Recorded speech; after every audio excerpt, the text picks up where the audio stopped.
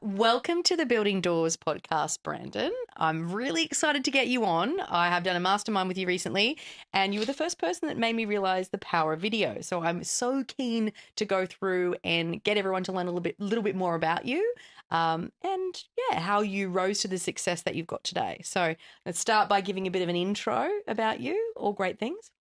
So Brandon T. Adams is a two-time Emmy award-winning producer, TV host, media expert, investor, and advisor. He's the founder of Accelerant Media Group, which promotes commercials, social media content, and TV shows. Brandon is best known for his work as the host and executive producer of the Emmy award-winning show Success in Your City, which is a show on a mission to redefine the meaning of success. The show is also accompanied by the #1 best-selling book, The Road to Success: How to Achieve Success in Business, Life, and Love, which was written by Brandon and his wife, Samantha Rosson. Brandon and Samantha went on to create Rise and Record, an event that is about sharing your story through video content and helping others get their message seen throughout the videos. Brandon T. Adams owns an advisory and marketing agency with his business partner, Kevin Harrington, an original shark from the hit TV show Shark Tank. Their company helps scale companies to 9 and 10 figures. They currently manage a portfolio of companies with a combined value of over $750 million that will soon be worth over $1 billion in value. Brandon's expertise in business growth has led to successful campaigns across diverse industries such as tech, telehealth, marketing, blockchain, entertainment and film, franchising, and consumer products. Over the past 10 years, Brandon has used his background and expertise in digital marketing, video marketing, and crowdfunding to raise over $90 million collaboratively for various companies, and he's launched some of the biggest campaigns in history, working with companies such as XPRIZE, the Napoleon Hill Foundation, Kevin Harrington Enterprises, Think and Grow Rich the Legacy, Jeff Hoffman, the serial entrepreneur behind Priceline, Wicked Tuna, The Drip Bar, and more. One of the things I love about Brandon and his video content is the moment you search him across the internet, you will find engaging video assets and are quickly able to build that know, like, and trust connection with his work. The tricky part with Brandon was pinning just one topic to cover in the podcast. And so instead, we're going to explore today the success he has built across different endeavors and really lock in some of those underlying themes that we can all apply in our own lives. Thank you so much for being a guest on the podcast. Wow. What an amazing career. Wow. There's a lot. I go down memory lane. I think about all that you share and I'm like, man, there was a lot of battle scars along the way. Absolutely. There's just so much that you've accomplished. And I think what I really wanted to focus on today is, I guess, looking at the pivotal moments through that journey, because there's been a lot that you've covered, but what were some of the pivotal moments that took you in those different directions as, Rise and Record, the work that you've been doing there, an entrepreneur, and all from the ice fields? Tell us. So I think I look at it this way. I've made a lot of pivots in my career. So I'd go after something, achieve, and then sometimes maybe it wouldn't work, but I would make a little pivot. And so I look at pivots in my life. So starting in the ice business, delivering packaged ice for a living. The pivot for me in that business was I was really inspired by a guy named Napoleon Hill. I read the book Think and Grow Rich, and it changed how I thought, made me realize that anything's possible. I could do more things. I could be the best in the ice business, whatever that was. And that led me down a path of thinking, how could I make more money? How could I expand my thought in the ice business? Well, at that time, I invented a product called Arctic Stick to cool and flavor drinks. And so I'm going after this endeavor. While on the pursuit of that, it led me to other things. So it led me to marketing. I was pitching. It led me to crowdfunding, fundraising, and then eventually video production. So in that process, we talk about the pivot, is I saw the opportunity to become an expert in a niche. And this time, crowdfunding. And so I became the expert. I started a company back then called Keys to the Crowd, now Accelerant Media Group. And so pivot, that was a new change in my life. And then where the real kind of aha moment came for me, where things changed, is where I saw the power of film, video content, and storytelling. And I saw how a video helped raise money for our product endeavors. We did some of the biggest book launches. We did launch for films, TV shows, products, you name it. And I saw that the video asset was a key component. So once I realized that, I said, okay, let's start Accelerate Media Group. Let's start creating more content. Let's help other people with their content. And then I started doing my own video content as well. So I was doing TV shows. I've been a Mm. part of films and everything else. And then, okay, if I can build the Brandon T. Adams brand, but also I can use my knowledge and expertise to help build other brands, I can start building out my portfolio and my wealth by taking equity in these different companies Mm. and then also building my brand and making money in the process. So, long story short, by pursuing different things, I saw opportunities and I pivoted. I mean, I saw, wow, the power of telling a story. Wow, the power of video. And then I doubled down, tripled down, went all in. And Mm. then it got me to where I'm at today. So now I have multiple things. I mean, you shared all the things like I have investment in a large group of companies. I do events. I do Mm. things that I love. And it goes around, okay, how can I build my wealth? How can I add value to people? But also, how can I do things I really love too around educating and teaching, creating video content, Mm. putting on events? So it is all ties together in some way. It seems very complicated. People are like, oh, so many things. But really, I have two main lanes of what I do. Mm. One is I help scale companies Mm-hmm. through capital, video marketing, and connections. The other side is I educate and empower people through my events, through my content, through my education. And that ultimately helps people, but it Mm. also brings over here, they both supplement each other because it brings more investment opportunities. Gotcha. So, if you're looking at video as an asset for a business, what do you think are some of the blockers people have about getting out there and creating videos promoting their businesses? So, a couple things. One is, well, let me first ask you. You said I encourage you to do your first video, was it? Or one of Yes, your. yes, So, yes. why didn't you do video before? I I think there's something vulnerable about putting video out there. And for me, there's that element of needing for it to be perfect Mm-hmm. and constantly getting stuck in your head and going, you are exposing, if you put a video out there, you're kind of exposing yourself to criticism as well. And I think for me, what held me back is it wasn't something a lot of people were doing at that time in my industry in recruitment, and it was a bit different. And I think it was just that vulnerability piece that kind of held me So back. what you just said is exactly what I was about to say in a different way. So you're right. Don't know what to say. They scared shitless to get on the camera. They don't Mm, know how I'm going to look. They're afraid what other people will think of them. And then mm, also they want it to be just perfect. mm. Honestly, like real authentic and just kind of off the cuff kind of content sometimes performs better than the high production stuff. So creating video content is really sharing your story, getting in front of the camera and putting out content and really building a brand. What is a brand?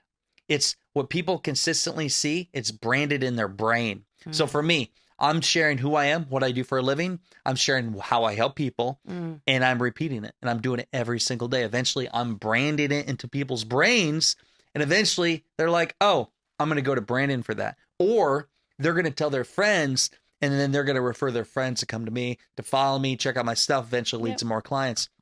But again, going back to why do people not create content? They don't know what to say. They're afraid what people think, and they think, oh, it's not going to be good enough. Yeah. And when you look at companies, so I see so much synergy in what you do, and we work with companies a lot of the time on employee value proposition, Yeah. or why would someone want to work for your business? And then a lot of the time we see companies, particularly in the construction and engineering space, which is where we do a lot of work, where all you're seeing is the projects that they do. There's no lens into what it's like to work for that business. So when you're focusing on video content for companies and growing businesses, what are some of the different facets that you look at or that you think they should be putting out there about their brand to get and stay in consumers' minds? So there's two sides of how I look at content. There's a personal brand and personal story around who you are. And then there's the business side of, okay, what you do to help people. Mm-hmm. So people buy from people they like, trust, and know. Mm-hmm. And you look at some of the biggest commercials, even like what Apple would do. They're drawing emotion. It's not even talking about Apple. It's showing a story, and it's Mm. showing somebody living their life. At the end, it shows Apple because Apple products make your life better. Yes. You know what I mean? And so it's like, how can you in any company tell a story of the company? Who's behind the company? Who's involved? What do they stand for? What are their belief systems? And what do they do to help people make their lives better? And so that's your content. Now, a personal brand, when I'm talking about content, I'm literally sharing inside my life. I'm showing, for one, I run, I go to the gym inside my life. What am I doing? I'm connecting with people and showing I have a hard work ethic. I like to exercise, but also there's other people that exercise. They're going to connect with me on another level. What am I Mm. also doing? I'm sharing when I'm with my niece and nephew, with my wife, showing that I'm a husband, showing that I have a niece and nephew. I'm building commonality with my audience. Mm. Now, business side, what am I doing? Right here, as we're doing this podcast show right now, my team is getting behind the scenes. When I'm going and speaking on stage, I'm showing behind the scenes. When I'm meeting with big companies and we're doing an investment dinner or we're doing a meeting, I'm showing behind the scenes. Because it's one thing to say what you do, but it's another thing to actually show it. Yeah. Because when you show it, you build that connection, which ultimately leads to more opportunity, more deal flow, more. Heck, they might refer something. It might be your next best friend. Mm. Because I've had experiences where people reached out from video and it led to like a solid relationship. Mm. So you just don't know what it could lead to. I want to talk about your book Yes. because one of the things I said to you before we started is it's to me, a lot of it as well signifies the quality of our relationships. And obviously, you wrote the book with your wife, and the two of you were going on this journey to define success. Tell me about your relationship journey as a couple and how that helps inspire your success and helps propel you forward in your life. Yeah. So our journey, I mean, a relationship is just like a business relationship and journey in life. I mean, we've been together now. It's crazy saying this, a decade. And October 13th is our 5-year anniversary. And so 5 years married, and we've had ups and downs. I mean, there's anybody that's been in marriage long enough. And if they tell you that they never thought about calling it quits, they're full of shit, because there's been times like, can we continue to do this? So we're fighting, things aren't working, especially with the life I live, because I'm constantly working, I'm traveling, Mm. but I'm extremely focused. And like sometimes the way I am as a person, sometimes I lose focus of what is important, my wife, because I'm so deep into a project. Yeah. But over time, you really kind of get this bond where you understand each other. And going into, I'll give you the example, the TV show and where we're at today. Mm. So 2017, we were not even engaged yet. And I said, why don't we travel the country and find the true meaning of success and film a TV series on it. Mm. That was a big, like, getting my wife on board for that, because Yeah. I had just done a TV show and she didn't care about being in front of the camera or anything. And so we ended up doing it, Yeah. travel the country. Well, when we went out for this mission, we didn't think it was going to be as hard as we thought it would. We were funding the show, casting, production, everything. We were doing the whole thing. Mm. And then add to it, traveling around the country, living in a hotel room, and then add this. 2 months into the whole project, I almost went bankrupt, Mm. and buying out a business partner, going through all this stuff. And so that is a struggle. And we had just got engaged. So like, we're starting this whole, like, we're engaged, we're getting married later that year. We're trying to do a show, trying to run businesses. So many things came up. Mm. And so we go through that year. We end up getting married. We never, like, didn't call it quits. At one point, I thought we were going to call it quits. Got married. And then I'll throw this in there. Got married, did the show. We had just won some Emmys and stuff.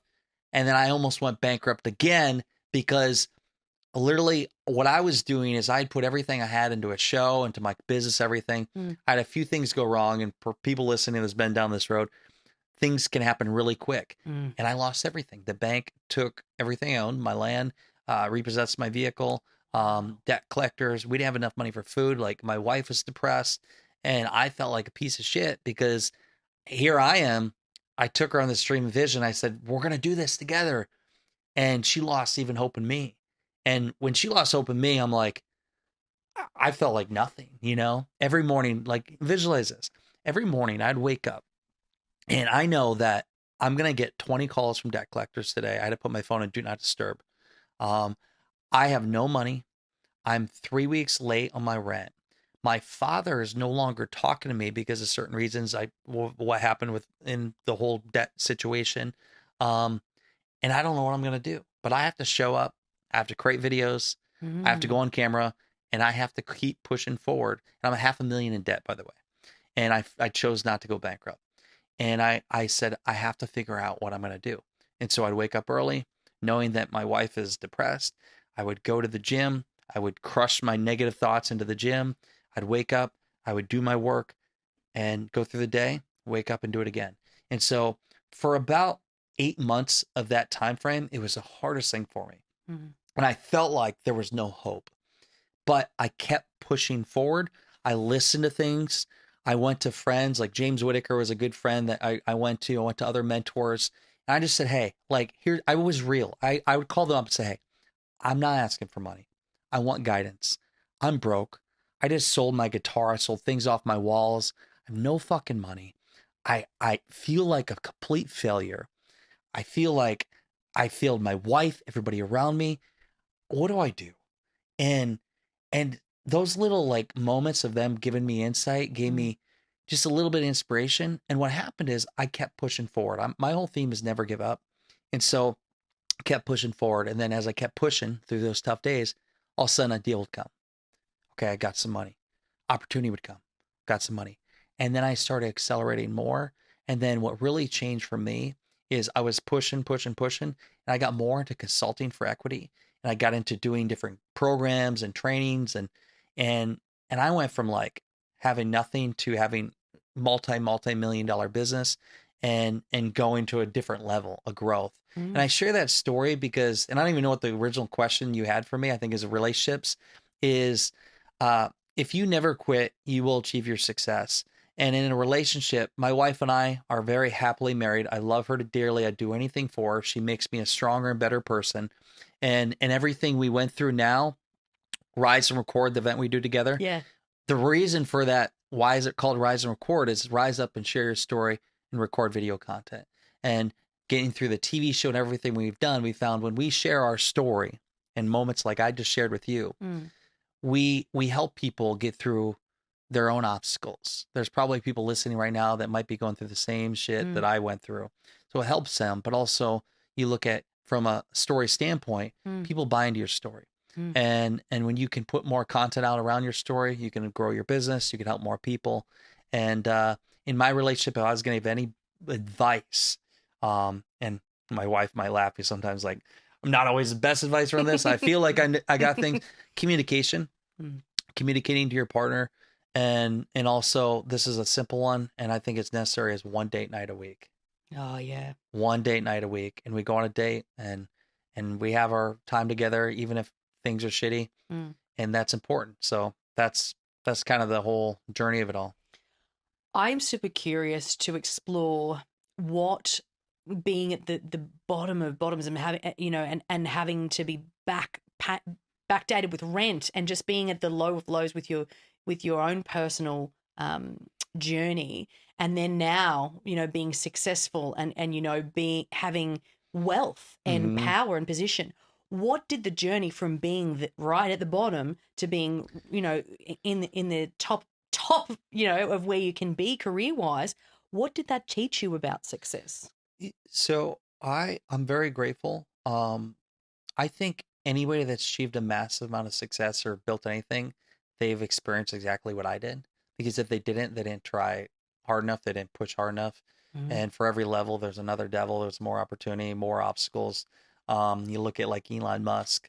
I mean, look what the things he did. I don't know. Most people don't know when he sold PayPal, he put everything he had into his other companies, and he said either they work or not. If they don't, I have nothing. Mm. And so, uh, I would say when I was in rock bottom, I remember telling myself, I'll tell you one specific moment that I'll never forget. Um, it was 2019, and I was, again, I was making money. Mm. I'm making what some people say decent money. It all went to debt Mm. because I was too stubborn to file bankruptcy. And so I'll never forget, I was home in my town in Iowa. My wife is in Minnesota, cold winter. And she called me and said, Brandon, uh, I don't know where their vehicle went. And she's like, I can't find the vehicle. And she's like, I swear it was there. And I was late on the vehicle. It got repossessed. And she was at work. She's embarrassed. Everybody's going to find out. And she had to get an Uber and go back to her place. 20-minute drive. And it's cold winter. And I just remember being home with my parents because I was back home. And I felt like I couldn't do anything. I couldn't. I was 4 hours away. It was late at night. Mm. And in that moment, I blew up. I had a water in my hand. I fucking threw it down. I ran down to my bedroom where I grew up. and I started screaming and bawling and said, I'll never fucking be like this again. This will never happen to me again. Because it was so, I felt like I had nothing. Mm. And the woman I loved, like, believed in me, and I failed her. Mm. And I said, I'm going to be so fucking successful and wealthy, and I'm going to make sure that I be the best I can be. And I did. That was like, it completely took my heart out and just crushed it in that moment. But it got fuel for me to realize that I'm going to get through this. Mm. And I did get through it. That was like the moment of defining for me. Mm. And I went on to make more money. I want to take more obstacles. I mean, when I say make money, and I say this in a way because I like the people to know what's possible. Like, I have multiple companies. I have a large portfolio, some a minor shareholder, some a majority shareholder. Every day I'm making money on stuff and building wealth that I'm not doing anything now. Mm. I'm giving advice here and there. And I'm very grateful for that. And I'm just to let people know what's possible. I had nothing. I lost everything. And now I have a platform to help other people. I want to help them understand how to build wealth. I want people around me. I want to help them grow and make a lot of money and grow personally in every area of their life. And I want to create something that's legacy. And I share that story because I want people to know that I was rock bottom. And I don't say I'm on the top because I got a long ways to go, Yeah. but I'm on a groove and a wave that's going upward. So glad to be here. You mentioned something which I think is really important around the people that were there for you. You know, you mentioned James, and I know that you've got a really close friendship with James. Mm-hmm. I What love did you, him. Yeah. Yeah, what did you learn about friendships as well and the community you create? Because that's been something consistent throughout your theme. You've got Rise and Record, which you do with your wife as well. And, you know, you did mention there reaching out to help and not being afraid to do that. How important is that community around you? It's so important. I go back to like Think and Grow Rich. In that book, they talk about, there's a chapter in like the Sixth Sense, and Napoleon Hill he'd go to bed at night and he'd like have this dream group of people, some people alive, some people dead. And it was his mastermind. Mm. And so for me, I've always had my mastermind of people that I go to, like for advice and in different realms, business, finances, health, all of it. And so I would go back to all the people I built relationships with. And when you build relationships with the right people, those relationships will not let you fail. Mm. And so I would call them up and I would just say, hey, what do you think of this? Call James. I called, you name it. I called them up. And then you find out too, who weren't actually your true friends, because when you need them, they weren't there. And it really, I think, was more just kind of not coaching, but making you know it's all right. Mm. And then they would share when they went through obstacles, and just kind of, I don't know, somebody talk to, like a therapist. Mm. You know what I mean? And I was grateful that I had built those connections early in my career, because if I didn't have those people, what do you do? Mm. Some people are afraid to open up. And for a while, I didn't talk to anybody because I didn't want them to know I was in this thing. But then I just started to open up because I was like, I don't give a fuck. Like, if I don't open up, nothing's going to help me. No. I will say, though, what I went through helped me in negotiation and sales skills beyond anything. Nothing's more like, I had to negotiate with bankers. Yeah. And debt collectors, and actually make it where I would get things in my favor. Otherwise, it wouldn't go so good. And so when you can negotiate with a banker or other people, there's always a way to get what you want. There's always a way. Yes. And most people don't know what I'm talking about when it comes to that kind of negotiation. I mean, Donald Trump's been through it. Yeah. Well, tell us about it. Tell us Yeah. about the negotiation. Give us, if someone's listening, what are some things? Because in business, even career, I mean, you're negotiating your salary reviews. Every single step where you might be starting a business, progressing in your career, whatever your goal may be, there is a form of negotiation you're going to hit. So what are some top tips on negotiating? So first off, confidence is key. You have to really believe what you're doing, whether you're asking for more money in salary, you're charging more for what you do, or you're trying to get the banker to do something in your favor so you can get a loan or you can get out of your situation. So confidence. And I would say when I'm talking to these debt collectors or bank or anything, I had a plan. Whether the plan was going to work or not, that was the plan. I was convincing on what my plan was. Hey, here's my situation. Here's where I'm at. but I know I can do this. And if I have at least 4 months of runway for this, I can help to get to this, which would be to pay a loan back, to pay a monthly fee. And you had to show the path. The beautiful thing that I had back then is I had very powerful relationships. Never asked them for money, by the way. Never. And that, because that's where you ruin relationship. Never asked them for money. I asked them for wisdom. And I had relationships that were very influential that when I spoke to these entities, they saw that, and then they had more faith on what I could do. I showed my track record of what was coming. Hey, here's what I have here. Here's what I have here.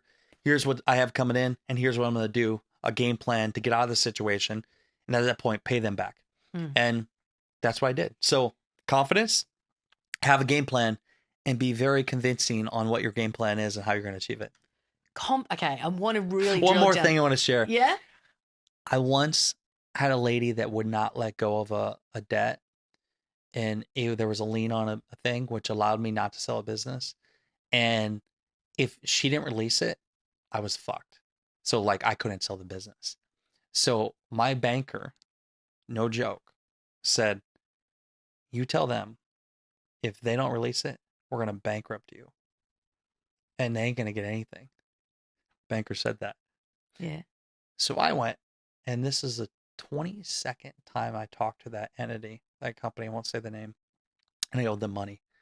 And 22nd time, I was 4 people up. They kept going higher and higher. And I just said in the realest, authentic voice, I said, here's the deal. I'm on your side. I'm in a really bad spot, obviously. And my banker said to tell you, or said to me, like, if you don't let this go, you're not going to get anything. I want you. I was acting as if I'm on their side, which I was, because I wanted them to pay back. I want you to get paid, but you have to release this. Otherwise, I can't sell the business and I'm dead in the water. They released it, sold the business, got what I needed. Wow. Yes. That's a great. I've never shared that story publicly. So, okay. So how do you have, I'm fascinated by this innate confidence. How do you have the confidence to be able to, that you're on the brink of bankruptcy? You've had, you've been through the journey of having a car repossessed with, and obviously that was a really emotional time for you. How do you have that confidence and keep showing up? Napoleon Hill says, our brightest days are just beyond our darkest nights. And until I actually realized that and experienced for myself, I never really understood it. And so after I had a couple really dark times, but also led to big successes, I know that I will be taken care of. And if I keep going forward, I'll eventually get out of that. There'll be light at the end of the tunnel. It's like the 3 feet from gold story. Literally, you could be 3 feet from gold. Don't quit. And so that's one thing. But also the confidence to know that I'm going to do whatever it takes. I knew enough successful people that had been through obstacles like I had, and they made it through. Why? They didn't quit. And so for me, that gave me confidence to know that if I just keep pushing forward, because one thing's for sure, if I didn't keep going forward, what's happened? Well, you're bankrupt. I'm done. You're done. But if I keep going, eventually I'll figure the win. Now, one thing that did kind of give me a kick to the stomach, a realization, is when somebody I looked up to said, Brandon, you may have to consider bankruptcy. That hurt for me. So I didn't want to accept that, which I never filed bankruptcy. But the fact that somebody I looked up to said that to me made me realize, okay, I really got to figure this out because I had so many issues going on. So many things. Can I just say, I had no idea that this was your journey. And I think it's so important to share because I knew a lot about your success and your businesses. And James is always sort of Brandon T. Adams, he's just a gun. He's so good, so driven. And then obviously when we were recording the podcast, it was a comment that was made as well. When Mike sat down, he's like, I love your work, man. You always keep pushing forward. I just did not realize how low you had got to get to where you are today. And I think that it is an inspiration for people to really know, how far you've come as well. So looking at the journey now and where you're at with the work that you do with businesses, have you had businesses that you've turned around that you're really proud of? Because you've been rock bottom and built a way forward, right? Mm-hmm. Have you had some examples of businesses where you've looked in the mirror of what you once were facing with maybe other businesses and help them? Yeah. So I would say Accelerate Media Group, the company that we started 6, 7 years ago, because in the middle of my 7 year lifespan, I went through that, and I had to completely like figure out how to keep going. And it was me personally just basically putting everything on the line. That was one turnaround, which that was interesting how it all came about. But I look at other companies, some of them, what happened is I didn't shut them down. I just transitioned them. It goes back to pivots. Like, for example, Success in Your City. Success in Your City was a TV show. We created a book out of it. We transitioned all that into Rise and Record. So basically what we took from the experience of Success in Your City, the show, the book and everything, we were doing some events. We pivoted to something called Rise and Record, which was a sustainable and profitable business plan that also led to more opportunity in other areas of my investment companies. And so that was a pivot. So I think to answer that, pivot more, and then also know when do I need to stop this, shut this down, and transition to something else. Yeah. Do you find now, career-wise, that are you pivoting still regularly? Like, is that... Yeah. Because it seems to me that's a consistent theme. For in growth, your you career. have to pivot, or you have to change things. So like what you did to get to here it won't get you to here. So I'm in that phase again now of, okay, growth and scale. How do I delegate more, take away some of my time that was allocated here and put other things into place and do more of what I'm really meant to do? Because I have so many things. I mean, I have teams, I have all these different companies.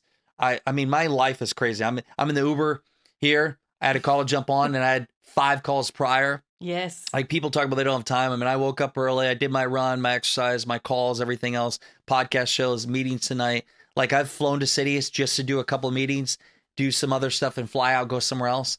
And so really being smart with your time and getting the right pieces in place.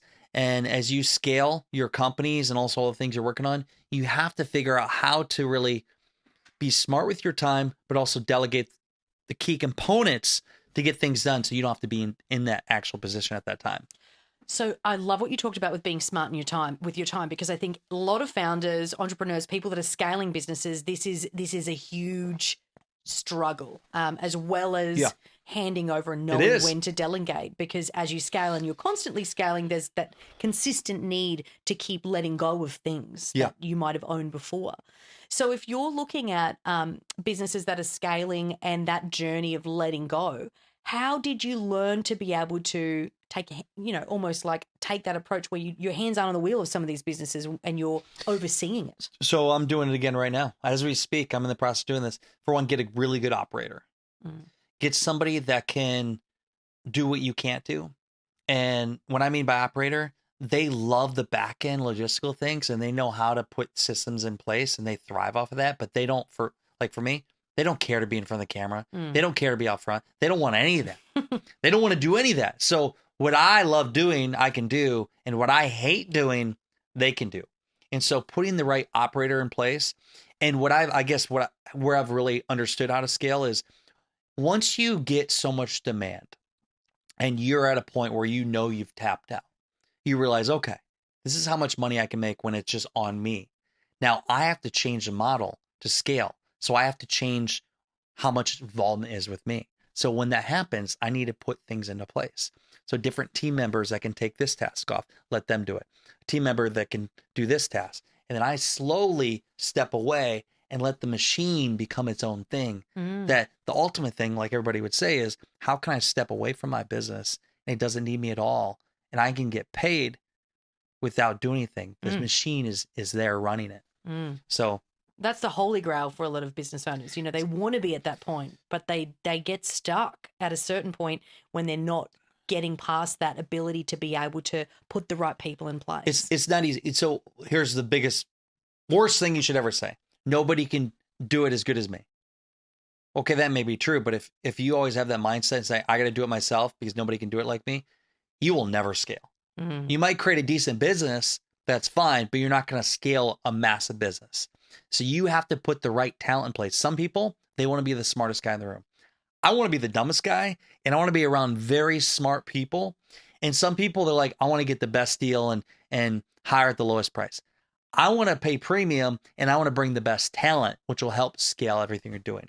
So thinking of it that way, another thing that I've done is there's this whole consulting for equity. Mm-hmm. And so it's something I've been doing now for a few years, where I consult and I provide value in return for equity at companies, Mm-hmm. and I get paid for my time. I'm scaling my wealth because I'm getting stock and equity in companies, and I'm not having to put my own money in, but I'm providing my knowledge, my resources, my contacts to grow. So I have dozens of companies that I'm a shareholder in. Some companies where I have so much equity in the company that other people put $1 million worth in. I got the same amount, but I didn't pay anything. And so I'm providing my knowledge and resources and team resources to bring value to these companies and building out my wealth. And by the way, I'm not having to pay taxes in certain situations. So I'm delaying the tax event. I'm doing it down the road. Because one thing that they'll say is it's one thing to make money, but how much are you taking home? Yes. So in Australia, we pay, yeah. That hurts. That hurts Uncle because in Sam, Australia, yeah. we pay huge, huge taxes.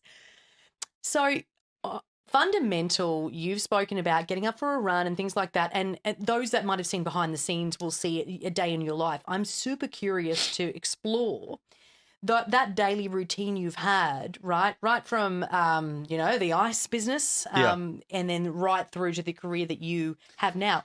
What are the daily things that you do that set you up for success every day? So I'll give you an example when I'm at my home place. When I'm traveling, I still have like the kind of similar, but timing's a little different because I might be up till midnight or whatever. But when I'm home, I like to go to bed by 9:30 p.m. Mm-hmm. Me too. I'm exhausted. So I go to bed by 9:30. I wake up at 4:15 a.m. And then my first 4:15 till 6:15 is this. I wake up, I go and I pray. I look at I have it's a big black book that has the past decade of my journals and entries and thoughts. I look at that. I look at some of my goals. So I do that. And then what I do is I changed this a little bit 2 years ago. I started doing work because I used to not believe in doing that, but now I do. Mm-hmm. I do some very important work right away in the morning because my creativity and my energy is such at a high level that I can crush things. And then by 6:15, I go exercise. So I love, this is my perfect, I'll do a 45-minute gym workout and then I'll go run a 5K and I feel great. So then that's 6:15, by 7:30, I'm back at my place and protein shake, shower, and then I get into my day. And I normally will not start my calls until 9 or 10 because I want the morning to be all about me and everything I'm doing. And then throughout my day, my calendar is everything. I book some days like 15, 20 calls. Whew. And so back to back to back. Yeah. And so client calls, conversation on opportunities, podcast shows, you name it. And it is booked back to back. And so, and then some days I'll work up until 9 p.m. And some days maybe at 6 p.m. I'm done and then I'll spend 3 hours with my wife. So that's like the routine. But now I look at a week. So, okay, that's a day. Now, what do my weeks look like? Monday through Sunday. Monday, Tuesday for me, I believe in like putting in the most work ever because then you feel like you got so much momentum going into the rest of the week. So Mondays and Tuesdays, I stack my calls, and Wednesdays. Thursdays and Fridays, I keep more open. I still do calls Thursday, but sometimes I'm speaking at events. Fridays, I try to do no calls. It's all me. It's all my own time, creativity, because if you get stuck in the hamster wheel doing constant calls, you don't have time to think about, okay, what do I need to do at a high level for my business? And then Saturday, Sunday, I'm still working. I'm doing some of my wife, but I'm looking at, okay, I work on things that are more looking at the massive goals. I'm working on tasks I didn't get done during the week. And then Sunday, I plan out my whole week. Yeah. So that's like the whole grand scheme of things of how I look at my days. It's so structured and well thought out as well. Yes. And it's very intentional, which I think people often just roll into their day. You have to be intentional. Yeah. You think about your calendar. I remember when I first started out in my early 20s, I didn't have a calendar. Days, like hours go by, I get nothing done. Now, like I'll set 30-minute increments. I'll even put time in of, hey, I need to do this task. And then I live by it. Like I'll fast too. So I like yesterday, for example, I didn't eat until 6 p.m. Wow. So I go all day, I have black coffee, and I fast because I love food, but food is inconvenient sometimes because I have to go get food. I'm taking time out of my Yeah. day, so I just don't eat. Mm. And that's just my own weird way of being efficient. I think I love that quote that they say, "Run the day, or the day runs you," Yeah. and it's clear I that make you're the day run. my bitch. Make the day your bitch, people. Yeah. You heard it here first. Look, Brandon, from all the work that you've been doing and over your career, looking back, what do you want your legacy to be for your life's work? Yeah, a legacy. I'm 33. What I say now could change in 5 years, in 10 years. Mm. I do know this. I want to be known for somebody that was really committed to what they were doing. And at this point in my life, it's committed to building wealth. It's committed to helping people share stories and Mm. building something that makes an impact in people's lives. Yeah. And through either capital or helping them communicate their message or growing their company. Because when you think about when we grow companies, yes, everybody makes more money, but provides more jobs, Mm-hmm. provides more impact for the world. So many great things come from that. And so that's my main focus now. But if I look at my deathbed, I mean, I don't know where I'm going to be. I'm 33. Maybe I live 133. I don't know if they upload me to the cloud, what happens. But I will say this. I want people to remember me as a guy that was the hardest working guy that took action and made an impact on anybody's life that he came in contact with, whether it's the videos in person like this. Mm. And so when I'm doing something, I want to make that experience for somebody that they don't forget it. And I want them to remember me by that because that's I'm very committed to being the best I can be. Sometimes I struggle with never being enough, and everything I do is not enough. Mm. And I got to be reminded, like, hey, I've done a lot. But that is one thing I struggle with. But again, it goes back to I'm trying to just do the best I can do and be the best I can be for me. I think that you uncovered something that's important for people to recognize is just because someone comes across confident doesn't mean that they don't have their own demons or their own Oh, I definitely have my own demons. own narrative Yeah. of I'm not enough, or things that they have to overcome to show up every day as well. I've struggled with it my entire life. Mm. And it comes to my childhood. And a lot of things you look at people, whatever drove them to be successful or do things in wrong ways, it all ties back to their adolescence when they were kids. And so for me, it was when I was a kid, I had a speech impediment. And so I had a lisp and I got bullied and I had to go to special classes and I hated the fact that I wasn't like everybody else. So what did I do?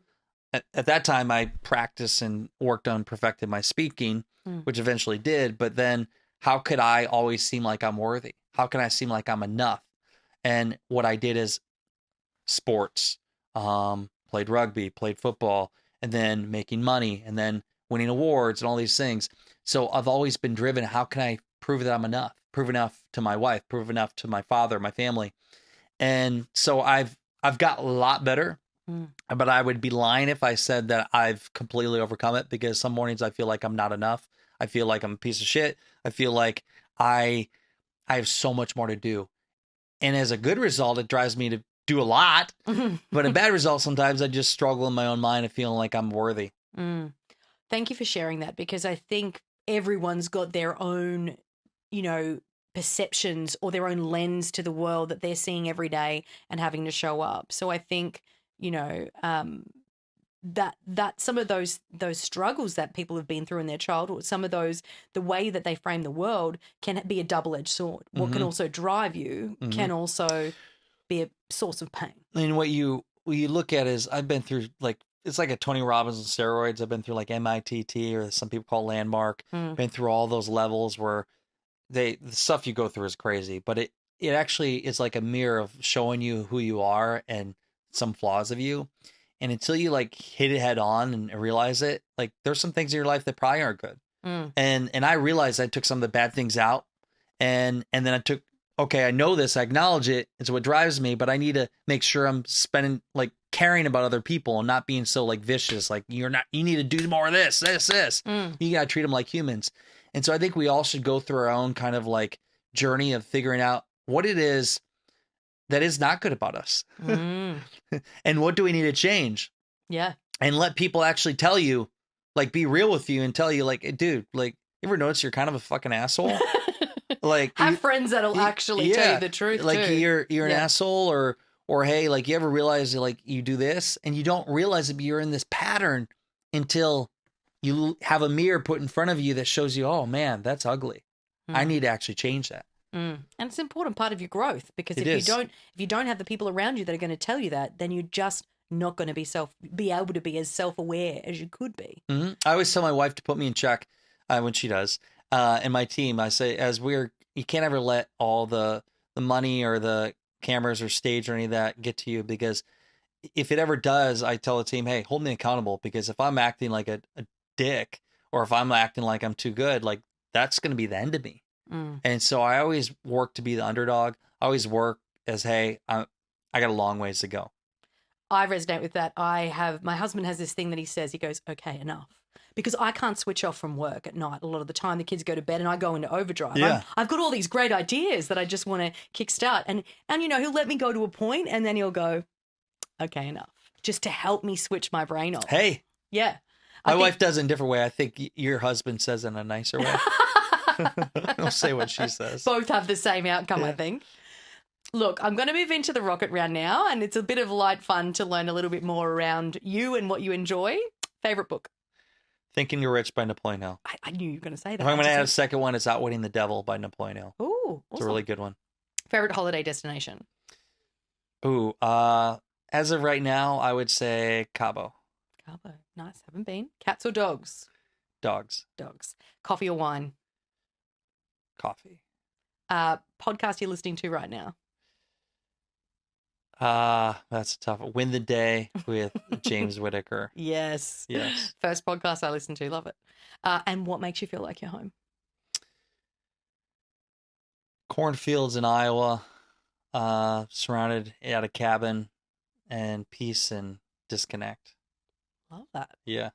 Thank you so much for coming on as a guest. I really appreciate you being so honest and authentic about your journey. And is there a way that we can support, learn more about you and the programs that you offer too? Yes. Follow me on social media. I'm at Brandon T. Adams everywhere, or BrandonTAdams.com. Mm-hmm. Our company is AccelerateMediaGroup.com. Or if anybody wants to meet my wife and I at an event around storytelling, we got Rise and Record, which is at RiseandRecord.com. Awesome.